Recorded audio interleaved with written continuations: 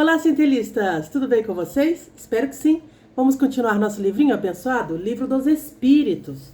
E nós ainda estamos na segunda parte, no capítulo 2, e nós ainda estamos dentro do subitem alma, ok? Então hoje nós vamos iniciar com a questão 139, que diz assim: alguns filósofos e posteriormente alguns espíritos definiram alma como sendo uma centelha anímica emanada do grande todo. Por que essa contradição? Respondem os espíritos. Não há contradição. Tudo depende do significado das palavras, porque os homens não têm uma palavra para cada coisa.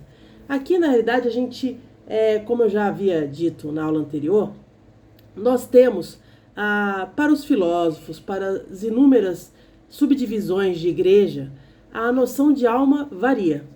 Não varia para nós. Nós espíritas temos a noção do conceito de alma sendo o espírito encarnado. Então, quando nós estamos experienciando a vida encarnada, alma. Quando nós desencarnamos, espírito. É a mesma coisa com um nome diferente, denominado pelo momento. Somente isso. Ok? 140. O que pensar da teoria segundo a qual a alma se subdivide em tantas partes quanto os músculos, responsabilizando-se assim por cada uma de suas funções do corpo? Interessante, né? E os espíritos perguntam assim: isso ainda depende do sentido que se dá à palavra alma. Se a alma for entendida como fluido vital, essa teoria está correta. Se ela for entendida como espírito encarnado, a teoria está errada. Já dissemos que o espírito é indivisível. Ele transmite os movimentos aos órgãos através do fluido intermediário ou perispírito, sem que para isso precise se dividir. Gente, é isso, né? A gente já falou. O corpo, entre aspas, roupa, né, do espírito é o perispírito, né? E o perispírito atua no corpo físico. Mas o perispírito, nós sabemos que é uma matéria semimaterial. Então, quem atua principalmente é o espírito. O espírito, aqui chamado de alma, porque está encarnado, né, nesse exemplo, ele dá as suas impressões ao perispírito, que atua no corpo físico. Tanto é que quando nós, por exemplo, nos submetemos aos tratamentos espirituais de cura, né, por que é comum nesses tratamentos um médium falar: olha, vocês passaram pelo tratamento, façam repouso, descansem. E a pessoa sai se sentindo tão bem, né? E fala: nossa, mas não estou sentindo nada.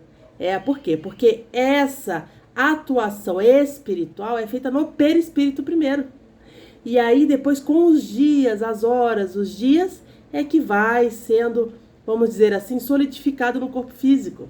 Por isso a importância de, quando fizer esses tratamentos, fazer o repouso necessário.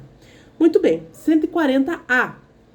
Mesmo assim, alguns espíritos deram essa definição de que a alma se subdivide em tantas partes quanto são os músculos. Respondem os espíritos. Os espíritos ignorantes colocam a consequência antes da causa. É lógico, né?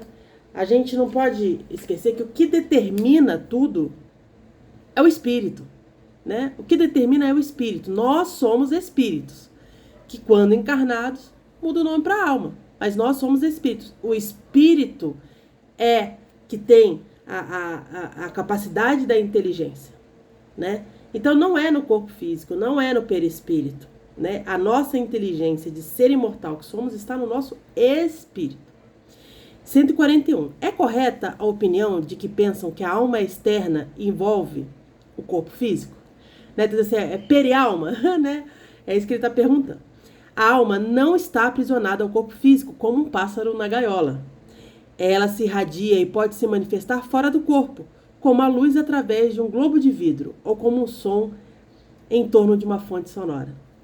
É nesse sentido que se pode dizer que a alma é externa, mas nem por isso é o envoltório do corpo.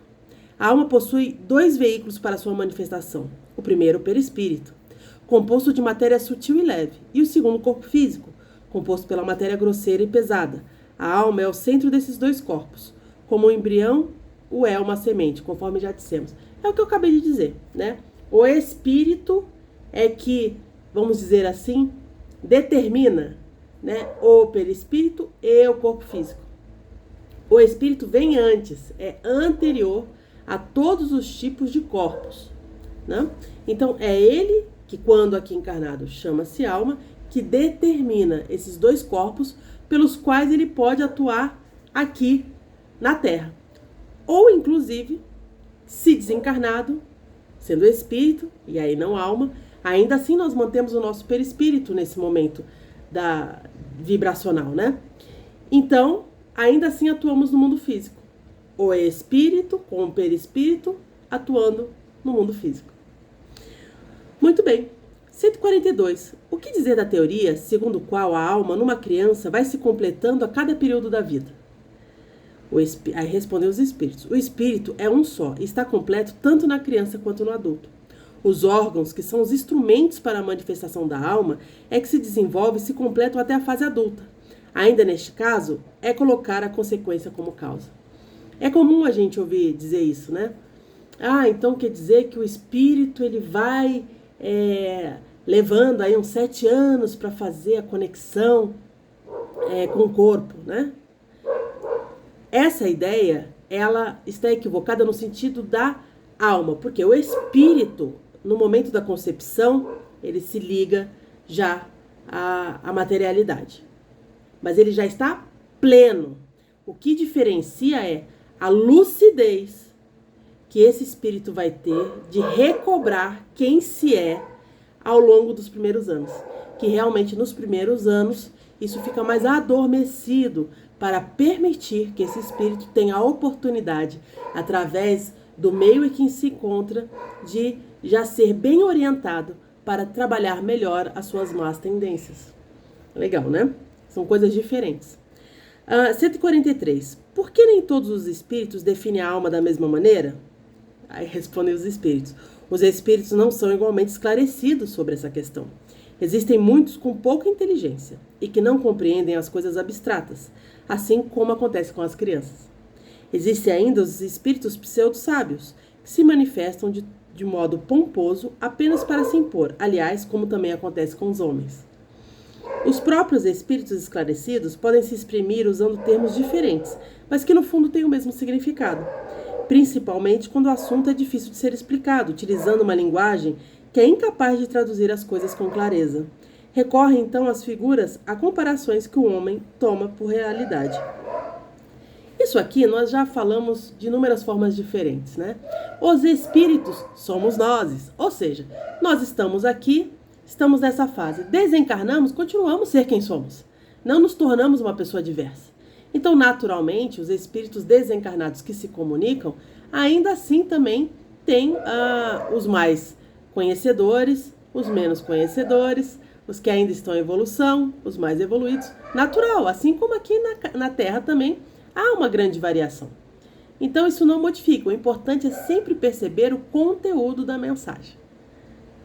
O que devemos entender por alma do mundo, né? A alma da Gaia, já ouviram falar isso? É interessante. A alma do mundo é o princípio universal da vida e da inteligência, de que se originam as individualidades. Mas aqueles que utilizam essa expressão muitas vezes não se entendem entre si. A palavra alma é tão ampla que cada um interpreta como deseja. Algumas vezes tem-se atribuído a alma à terra, por alma da terra. Deve-se entender o conjunto de espíritos abnegados que dirigem para o bem as ações dos homens, como estes os escutam. Quando estes os escutam. Esses espíritos são, de certo modo, os representantes de Deus na terra. Nós sabemos que todos nós temos, além da nossa função principal, que é evoluir, cada um evolui a si mesmo, nós ainda temos uma missão que Deus dá a cada um, segundo a inteligência suprema que é, para atuarmos em sua obra. Então, nós sempre vamos ter, além do nosso objetivo pessoal, um objetivo fraterno, universal, que foi nos dado por Deus. E que ao longo das nossas encarnações nós devemos buscar atuar positivamente na obra de Deus na Terra. 145. Como é possível que tantos filósofos antigos e modernos tenham discutido durante tanto tempo sobre a ciência psicológica sem terem chegado à verdade? Respondem os espíritos. Esses filósofos foram os precursores da eterna doutrina espírita. Eles lhe prepararam o caminho. Esses homens, como tais, também se enganaram ao considerar suas próprias ideias como sendo conhecimento máximo sobre o assunto. Ainda assim, seus erros contribuem para evidenciar a verdade, ao mostrar o que é certo e o que é errado. Aliás, entre esses erros se encontram grandes verdades, e um estudo comparativo fará com que os homens a compreendam. Lógico, cada momento, cada capacidade, cada meio, cada contexto histórico, cada contexto político, isso muda tudo. A liberdade de poder se expressar ou não, né? A situação socioeconômica daquele momento que aquele filósofo vivencia, modifica, tudo isso modifica, né? Mas as verdades, que são as verdades verdadeiras, que nós sequer podemos ter noção de quais sejam todas, né? Elas vão se repetir, né? Porque o que é verdade, não muda, não é? Vamos dar nomes diferentes, vão ter momentos diferentes, alguns vão trazer uma noção ainda inicial dessas verdades, vai se apurando, vai se melhorando, vai se conhecendo mais, vai se passando o tempo, né? Mas o que é verdade. A gente vai descobrir essa verdade com o tempo. Vai se descobrir essa verdade com a interpretação, entendendo. Vai se descobrir essa verdade com o auxílio da ciência. Vai se descobrir a verdade com a nossa evolução, inclusive, não é? 146. A alma ocupa um lugar determinado no corpo físico? Respondem os espíritos. Não. Mas entre os grandes gênios e as pessoas que pensam muito, ela encontra-se mais particularmente na cabeça. Entre aqueles que trabalham pela humanidade e a ela se dedicam todas as suas ações com abnegação, a alma encontra-se principalmente no coração. É lógico, não é que está aqui ou está aqui, não é isso, né? Está querendo dizer assim, a sua irradiação maior estará nesses dois lugares. 146A. Que pensar da opinião daqueles que colocam a alma num centro vital? Pergunta assim, né? A alma está em um chakra, né? Um chakra do corpo. Para os que pensam assim, o espírito se encontra de preferência nessa parte do organismo, pois é para essa região que convergem todas as sensações. O que situa a alma naquilo que considera o centro da vitalidade, confundem-na com o fluido ou princípio vital.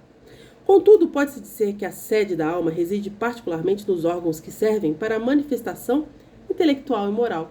Ou seja, como ele volta aqui, né, a irradiação mais na cabeça ou no coração. Está certo? Por hoje é só. Um abraço para vocês e até a próxima!